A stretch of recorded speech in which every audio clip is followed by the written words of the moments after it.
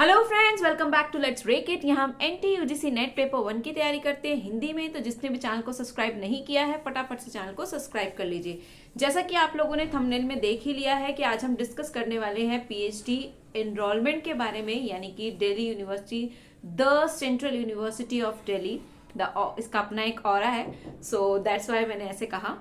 तो उसी के बारे में हम डिस्कस करने वाले हैं और पीएचडी के बारे में अभी रिसेंट में ही इसका जो है रिजल्ट आया है। सो हम डिस्कस करने वाले हैं फ्रॉम द मतलब जेआरएफ से, और जेआरएफ के बाद जो एक प्रॉपर जर्नी होती है उसके बाद जो अब आप पीएचडी में एनरोल करते हैं। जैसे कि हम सपने देखते हैं कि हाँ आफ्टर द जेआरएफ हमें क्या होना है, एनरोलमेंट चाहिए किसमें, आपके पीएचडी में। तो वो कैसे रहा और किस तरीके से आपको जो है स्ट्रगल करना है, या फिर आपको किस तरीके से वहां तक पहुंचना है, उसी के बारे में डिस्कस करने वाले हैं। तो आज के एक दो क्वेश्चंस जो हम लेने वाले हैं उसके बारे में ही पहले मैं बता देती हूँ आपको। तो सबसे पहले हम यही डिस्कस करने वाले हैं कि जेआरएफ से पीएचडी एनरोलमेंट तक का जो एक टाइम पीरियड रहा है वो कैसा रहा।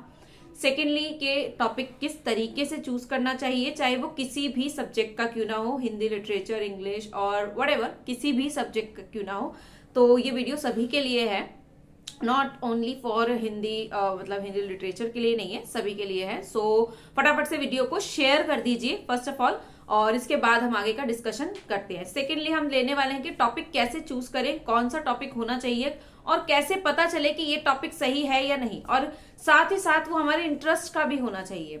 थर्ड जो डिस्कशन हम करने वाले हैं दैट इज के synopsis, the most important topic, मतलब the most important point of the today's video. First कि हम टॉपिक कैसे चूज करें, सेकेंडली कि हम लोग सिनॉप्सिस कैसे बनाएं उसके ऊपर। सो ये सब हम डिस्कशन करने वाले हैं। सो आई होप सबने शेयर कर दिया होगा, जिसने भी नहीं किया है अभी तक वो फटाफट से कर दीजिए। चलिए शुरू करते हैं। सो देखिए, एनरोलमेंट तो अब हो चुका है दिल्ली यूनिवर्सिटी में। सो अब वहां से हम जो है पीएचडी करेंगे, और जैसे जैसे जो भी अपडेट्स होती रहेंगी आप लोग अपने क्वेश्चंस, अच्छा ये क्वेश्चंस के अलावा भी आपका कोई क्वेश्चन हो तो आप मुझे अपने कमेंट के थ्रू बता सकते हैं, वो क्वेश्चन हम वहां पर रिजॉल्व करेंगे। फिलहाल मुझे लगा कि ये क्वेश्चंस जो है ज्यादा इंपॉर्टेंट थे और ज्यादातर लोगों के रहते हैं।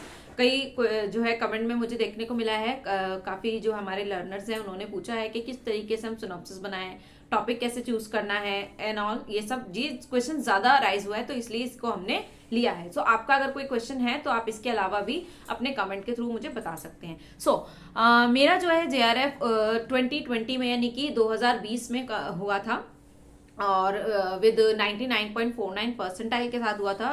अच्छी एक परसेंटाइल कहलाती है। सो उसके बाद जो है, फिर उसके बाद तो आप जानते ही हैं थोड़ा सा कोविड की वजह से ये थोड़ा डिले हुआ है, और ये सबके साथ ही हुआ होगा आई थिंक, क्योंकि उस वक्त पे ज्यादातर यूनिवर्सिटीज फॉर्म नहीं निकाल रही थी और एप्लीकेशंस नहीं निकलने की वजह से वो चीजें डिले होती चली गई। तो अभी जो है हमने अभी जो है रिसेंटली डीयू का रिजल्ट आया और उसमें जो है एनरोलमेंट हो गया है। सो डीयू के बारे में बात करें, उससे पहले हमने जेएनयू के बारे में बात की थी, जो मैं आपको बता चुकी हूँ। और एक चीज हाँ, कि जेएनयू का रिजल्ट भी आ चुका है। सो जिसने भी दिया है तो प्लीज जाकर चेक करें अपना रिजल्ट, मतलब जेआरएफ के थ्रू और एंट्रेंस के थ्रू दोनों का ही इंटरव्यू का रिजल्ट आ चुका है। सो आप लोग जो है देख सकते हैं।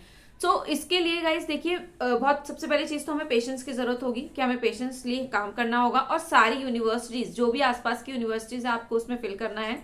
मतलब चाहे वो दिल्ली, जरूरी नहीं कि दिल्ली यूनिवर्सिटी हो, जामिया, जेएनयू और आसपास जितने भी, और अगर आप दिल्ली के बाहर जा सकते हैं इफ पॉसिबल तो आप बाहर की यूनिवर्सिटीज भी फिल कीजिए। जैसा कि मतलब ये जरूरी है, बिकॉज जरूरी नहीं है कि हर मतलब एक ही यूनिवर्सिटी को आप अगर एम बना के चलेंगे तो हो सकता है डिलेशन और ज्यादा हो जाए, क्योंकि सीट्स होती है लिमिटेड। जैसे कि अभी पिछले जेएनयू की जो वीडियो डाली थी हमने, उस पर एक कमेंट आया था कि मेरा इंटरव्यू बहुत अच्छा गया है। नाम तो मुझे एग्जैक्टली याद नहीं, आई थिंक कमला जी थे कोई, उन्होंने पूछा था कि मेरा इंटरव्यू बहुत अच्छा हुआ लेकिन जो है सिलेक्शन नहीं हो पाया, मतलब मार्क्स 6 ही मिले हैं। सो देखिए गाइस, ऐसा हो सकता है और ये बहुत ही नॉर्मल सी चीज है। मतलब मैं इस जर्नी के थ्रू बता सकती हूँ कि मैं भी बहुत फ्रस्ट्रेटेड रही और चीजों को बहुत मतलब ऐसे लिया, बट लेकिन ठीक है, मेरा एक सेकंड वो रहा है ये कि पीएचडी का जो था, ठीक है ना।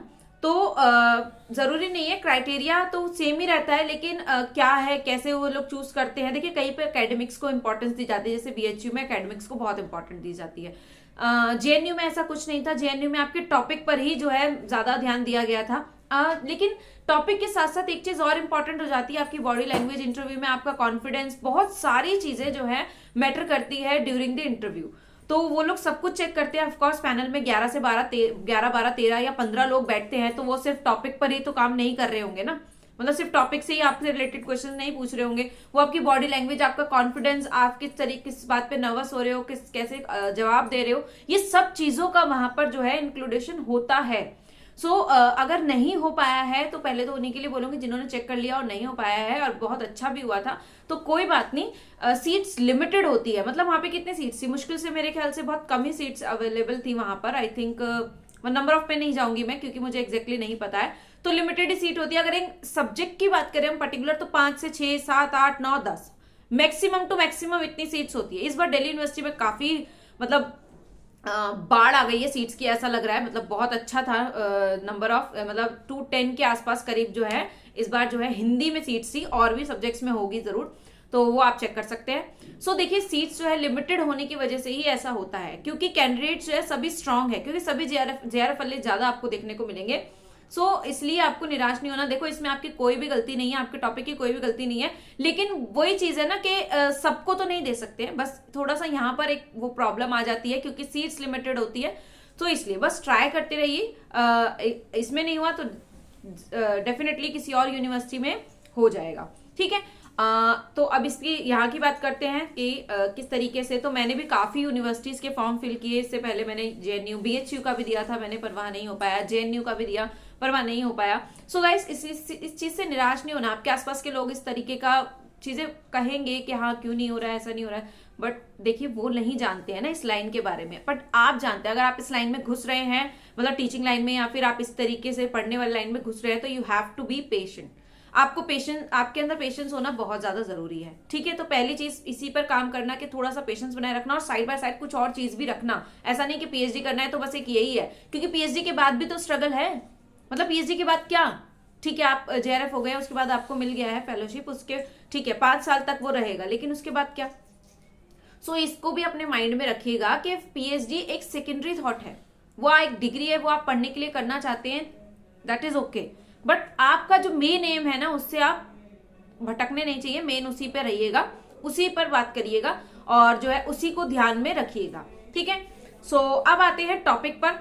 सो टॉपिक की अगर मैं बात करूं तो देखिए टॉपिक कैसे चूज कर सकते हैं। सबसे पहले आप लोग अपने माइंड में एक सेट कर लीजिए आपका इंटरेस्ट किस में है। जैसे अगर मैं हिंदी से हूं तो मैं हिंदी से ही बात करूंगी, ठीक है ना। जैसे कि आपका सबसे पहली चीज हिंदी में 2 चीज इंपॉर्टेंट होती है, एक तो गद्य और एक होता है पद्य। गद्य मीन्स के आपका जो कहानी उपन्यास इन चीजों में इंटरेस्ट है, कथा में इंटरेस्ट है यानी कथा साहित्य में, या फिर पोयम यानी कि कविता के अंदर आपका, पद्य यानी कि कविता काव्य के अंदर आपका इंटरेस्ट है। तो इन दोनों में से पहले एक चीज को आपको चूज करना होगा, जो भी आपका इंटरेस्ट हो उस इंटरेस्ट को आपको अलग कर लेना है। मान लीजिए आपका गद्य में इंटरेस्ट रहा है यानी कि कथा साहित्य में, तो फिर आपको चूज करना पड़ेगा कि आप इस कथा साहित्य में, यानी कि इसका एक ऑप्शन एक और भी है, मीडिया की तरफ भी आप बढ़ सकते हैं, पत्रकारिता, वो भी, उस पर भी थोड़ा काम अभी इस वक्त में जारी है तो आप कर सकते हैं, बहुत ज्यादा काम नहीं हुआ है, तो मैं यही एडवाइस करूंगी कि इस पर भी आप काम कर सकते हैं, ठीक है। तो 3 चीज हो गए हमारे पास, बेसिकली मेनली 2 है, गद्य और पद्य, ठीक है। आपने मान लीजिए चूज कर लिया कथा साहित्य को। अब इसके अंदर भी आपको चूज करना है कि आप नाटक, कहानी, उपन्यास किसके अंदर जाना चाहेंगे, या फिर किसी पर्टिकुलर कवि, मतलब पर्टिकुलर लेखक के ऊपर आप काम करना चाहेंगे, या फिर आप कंपेरिजन में भी काम कर सकते हैं, यानी कि 2 लोगों को लेकर, जैसे कि प्रभा खेतान और कोई एक साथ में और लेखिका लेकर, है ना, उनका कंपेरिजन, तुलना किसी एक थॉट पर, जैसे अलका सरावगी, ये सब आज की है, मतलब कि आधुनिक जो है लेखिकाएं हैं जो अभी हमारे हिंदी साहित्य में एक चमकता हुआ सितारा बनके जो है दिख रही हमें, और काफी मतलब अभी के टाइम पर बहुत ज्यादा इन लोगों का जो है, मतलब इन लोगों पे बहुत काम भी नहीं है क्योंकि नया नया है बिल्कुल, तो इनके साथ भी आप जा सकते हैं। लेकिन कोशिश यही करिएगा कि जिस पर ज्यादा काम ना हुआ हो, और मतलब अब ये पता कैसे चलेगा कि काम क्या नहीं हुआ है, तो उसके लिए है शोध गंगा। तो वहां पर जाकर पर्टिकुलर यूनिवर्सिटी का जो है वहां पर दिया होता है आपको, इसका जो लिंक है वो हम अपने जो है अपने टेलीग्राम जो हमारा ग्रुप है let's break NET JRF with Preeti के नाम से, जिसका लिंक मैं आपको डिस्क्रिप्शन बॉक्स में दे दूंगी वीडियो के, वहां पर जो है हम शोध गंगा का लिंक डाल देंगे, वहां से आप चेक कर सकते हैं। मान लीजिए आपने टॉपिक चूज कर लिया कि आपका गद्य साहित्य आपका इंटरेस्ट है और आपने चूज कर लिया किसी एक लेखक या लेखिका को, ठीक है, कि इस पर हम चर्चा करने वाले कि इनके उपन्यासों में क्या बात करते हैं, या नाटकों में, या फिर पर्टिकुलर कथा में। कथा जब आप ले लेते हैं तो यानी कि उसमें नाटक, उपन्यास, कहानी सब चीजें वो अपने अंदर ले लेता है, ठीक है। तो एक पर्टिकुलर पर ही जाइएगा तो ज्यादा बेनिफिशियल होगा। बहुत ज्यादा चीजों को ले लेंगे तो परेशानी हो जाएगी बाद में, ठीक है। तो इसके ऊपर आपने चूज कर लिया, अब आपने एक टॉपिक ले लिया, आपके माइंड में 2-3 चीजें आपने अलग अलग कर ली। अब जाएंगे हम शोध गंगा पे, या इससे पहले भी जाके देख सकते हैं, लेकिन जब तक माइंड पे सेट ही नहीं होगा कि टॉपिक क्या है हमारा, तब तक आप शोध गंगा पे देखेंगे क्या। तो अब आपने सेट कर लिया कि ये 2-3 चीजें हमारे माइंड में एक लिस्ट बना लीजिए कि हम इस पर कर सकते हैं, इस पर मेरा इंटरेस्ट है। फिर जाइए शोध गंगा पर और चेक कीजिए कि आपने जो टॉपिक चूज करने वाले हैं या जो पॉइंट्स आपने लिखे हैं उस पर कितना काम अभी तक हो चुका है और कितना काम नहीं हुआ है।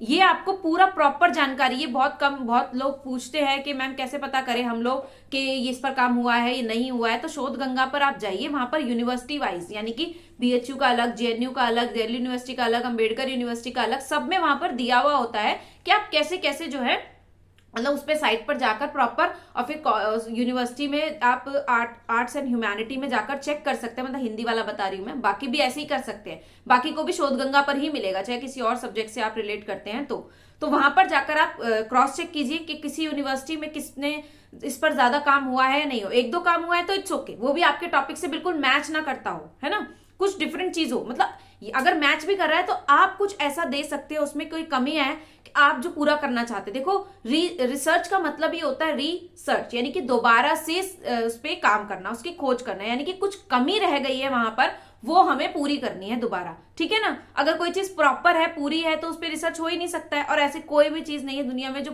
पूरी है, ठीक है ना। हर किसी चीज पर रिसर्च हो सकता है, क्योंकि कहीं ना कहीं कुछ ना कुछ बैक पॉइंट्स या फिर डिसएडवांटेज वहां पर मिल ही जाते हैं, ठीक है। तो आप उस पर देखिए, सबसे पहले टॉपिक मैच नहीं होना चाहिए, मैच हो भी रहा है तो उसमें आप कुछ अलग करने की चीजें हो, आपके पास पॉइंट्स हो कि हम ये चीज इस पर अलग काम करना चाहते हैं। क्योंकि इंटरव्यू आपसे जरूर पूछेगा कि यहाँ पर जो है आप इसमें क्या अलग देंगे, ठीक है ना। मतलब ये तो काम हो चुका है पर आप इसमें क्या अलग करना चाहते हैं, ठीक है। जैसे मेरा टॉपिक क्या है, मतलब मैं पत्रकारिता पर काम करना चाहती हूँ, तो वहां पर उनका क्वेश्चन था कि अब तक जो पत्रकारिता पर शोध हो चुके हैं उससे डिफरेंस आप क्या करना चाहते हैं, क्या अलग है आपके इसमें। तो उसका जवाब मुझे पता होना चाहिए, और वो जवाब कैसे मिलेगा, जब आप पर्टिकुलर, ये 2 काम हो गए। पहला तो टॉपिक हमने कैसे निकाल लिया, फिर उसका शोध गंगा पे चेक किया हमने, उसको स्टेप बाय स्टेप ऐसे ही फॉलो करना है आपको। शोध गंगा पे चेक किया, जब मैच नहीं हो रहा है, आप कुछ अलग करना चाहते हैं, तीसरा चीज क्या करना है आपको, लिटरेचर रिव्यू करना है। लिटरेचर रिव्यू मतलब उस पर अभी तक जितनी भी किताबें हैं आसपास, या कोई पर्टिकुलर लेखक या लेखिका चूज किया है उसके बारे में पढ़ो,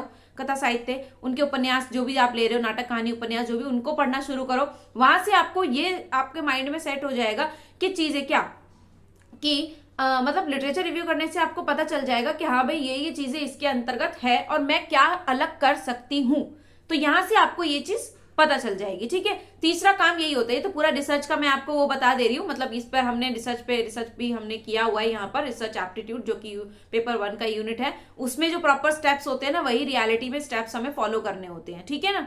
तो वो चीज हम लिटरेचर रिव्यू करेंगे, समझेंगे कि क्या चीज इसमें लैक था, क्या हमें डालना है, क्या चीज हमें एक्स्ट्रा इसमें पुट ऑन करनी है कि हम ये चीज को क्या कर सके और अच्छा बना सकते हैं, ठीक है। ये काम करना है, ठीक है। तो पहला चीज क्लियर हो गई आपको, लिटरेचर रिव्यू के थ्रू आप अपने जो टॉपिक को और ज्यादा पुस्ट कर सकते हैं, अपने माइंड में उसको सेट कर सकते हैं कि हाँ अब मैं इसी पर काम करूंगी।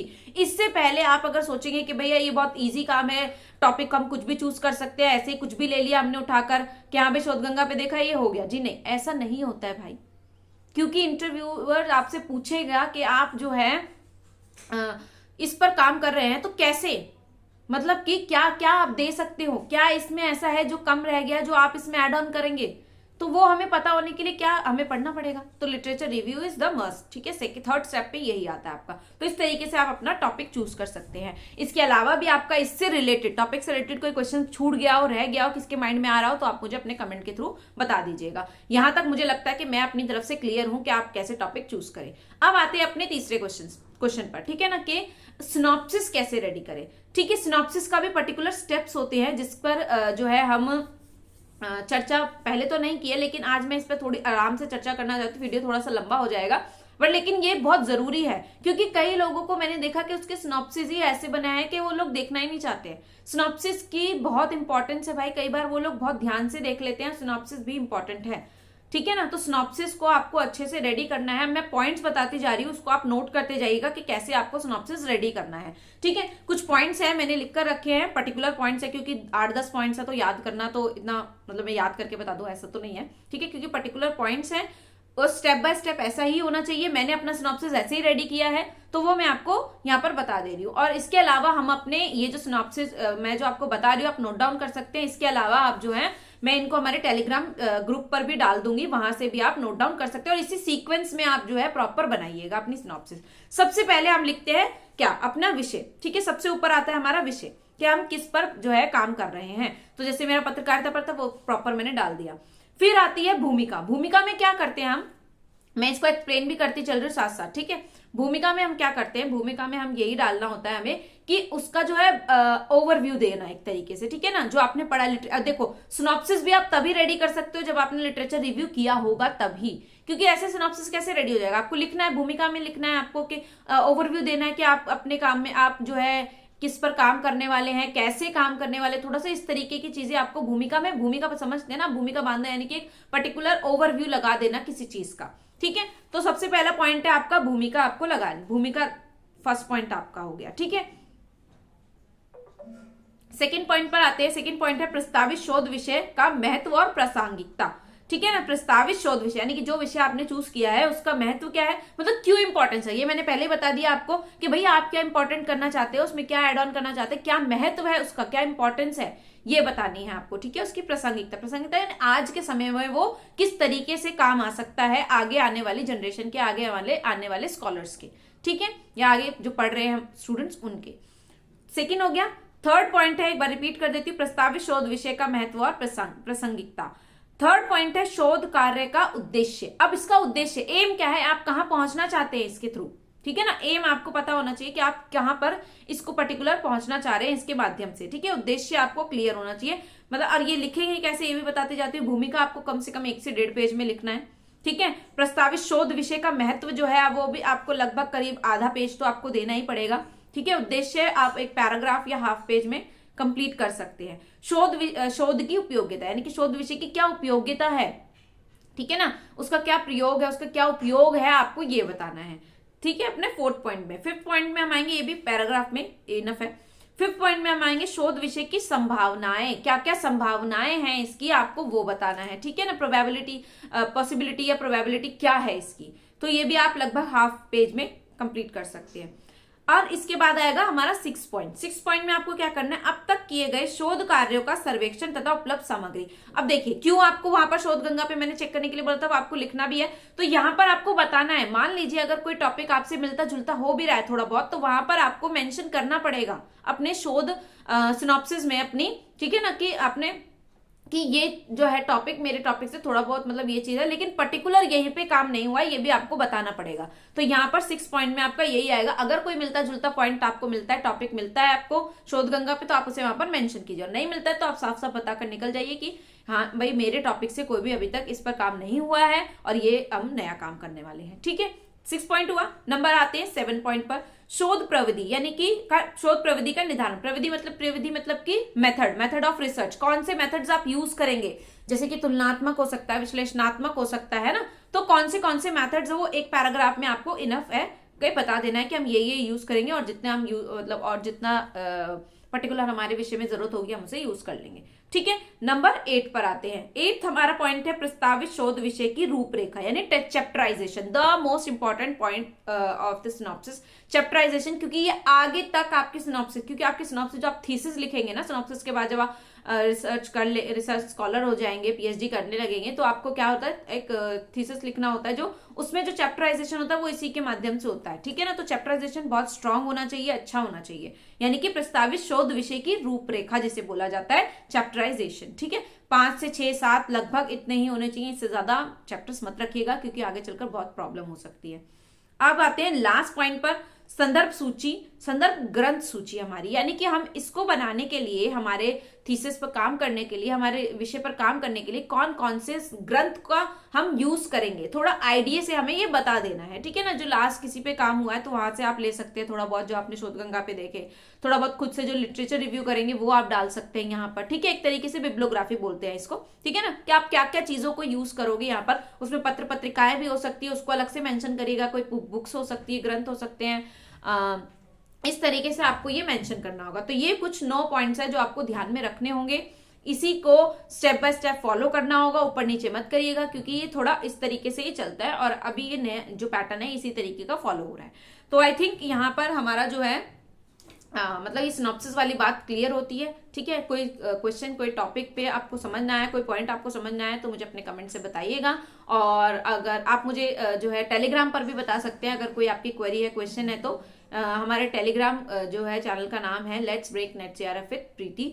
डिस्क्रिप्शन बॉक्स में लिंक मैं दे दूंगी, मैं पहले बता चुकी हूँ आपको। सो फटाफट से ज्वाइन कर लीजिए। ज्वाइन करने में अगर कोई दिक्कत आती है आपको तो मुझे कमेंट के थ्रू बताइएगा, I will give you a link. मैं आपको लिंक दे दूंगी, वहां से भी आप डायरेक्ट ज्वाइन कर सकते हैं। सो इसका जो ये जो स्टेप्स मैंने बताए हैं आपको सिनॉप्सिस के, ये भी मैं आपको कहाँ पर, हमारे टेलीग्राम ग्रुप पर डाल दूंगी, जिससे कि आपको ईजी हो जाएगा अपनी सिनॉप्सिस रेडी करने में। इसके थ्रू करेंगे तो काफी हेल्पफुल होगा, ठीक है। सो यही था आज के लिए।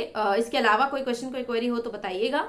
सो ठीक है, वीडियो को एंड करते हैं and thank you so much. और एक चीज और कहूंगी कि अब हम जो है पेपर 1 का, मैं अभी आपका जो है, हाँ एक चीज मुझे और बताने, डेट शीट आ चुकी है लेकिन आपकी हिंदी की अभी तक नहीं आई है।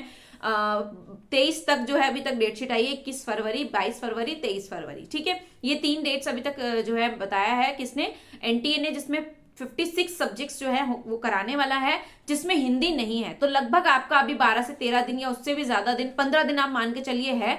सो मैं कोशिश कर रही हूँ कि आपका जो है ना एक प्रैक्टिस सेट का हम स्टार्ट करें, ठीक है ना, प्रैक्टिस सेट हम स्टार्ट करें अल्टरनेटिव डेज पर। सो फटाफट से चैनल को सब्सक्राइब करिए और बाकी लोगों से भी कराइए और शेयर कीजिए। जितना ज्यादा आप लोग सब्सक्राइब करते हैं, मतलब आप लोग जुड़ते हैं, तो उतना ज्यादा मोटिवेशन मिलता है कुछ अच्छा करने का। सो मैं कोशिश करूंगी कि आपका प्रैक्टिस सेट एक एक पर्टिकुलर उस पर लेकर आए कि टीचिंग एप्टीट्यूड पर कुछ क्वेश्चंस हो गए, पर्टिकुलर इंपॉर्टेंट क्वेश्चंस जहाँ रिपीटेडली पूछे गए हों आपके, इस तरीके से अलग अलग यूनिट्स पर हम जो है पेपर 1 की करें। और पेपर 2 पे हम ये काम करेंगे कि हम कुछ वो फिर से जो हमने शॉर्टकट की जो बनाए थे हमने, क्या बोलते हैं, निमोनिक्स बनाए थे और शॉर्ट वीडियोस में डाला था, उसको मैं फिर से स्टार्ट करूंगी, ठीक है। तो वो आपके बहुत काम में आएगा। अब तक भी बहुत काम हो चुका है उसके ऊपर, जो जिसने नहीं देखे हैं वो जरूर शॉर्ट वीडियोस देखे, वहां पर आपको बहुत सारे निमोनिक्स मिलेंगे जिससे आपको 1 लाइन में याद हो जाएगा। एक बहुत बड़ा चीज है भी, ठीक है। इसके अलावा पेपर 1 में हम research aptitude, communication, ICT, teaching aptitude भी कुछ हद तक कर आए हैं हिंदी में। तो जिसने भी नहीं देखा है वो जरूर देख ले, बहुत हेल्पफुल होगा। और इसके नोट्स जो है वो हम वही डालते हैं, कहाँ पर, फ्री ऑफ कॉस्ट नोट्स है, जिससे मैंने खुद पढ़ा था, तो वही नोट्स मैंने आपको प्रोवाइड कराए हैं, हमारे टेलीग्राम चैनल पर आपको मिल जाएंगे। सो मिलते हैं नेक्स्ट वीडियो में और कुछ अच्छा करने के लिए। तो फटाफट से चैनल को सब्सक्राइब कराइएगा इस फटाफट, अभी तक 1000 नहीं हुए, मैंने बोला था आपको, वो चीज हमें क्रॉस करनी है। सो मिलते हैं नेक्स्ट वीडियो में, बाय बाय, टेक केयर।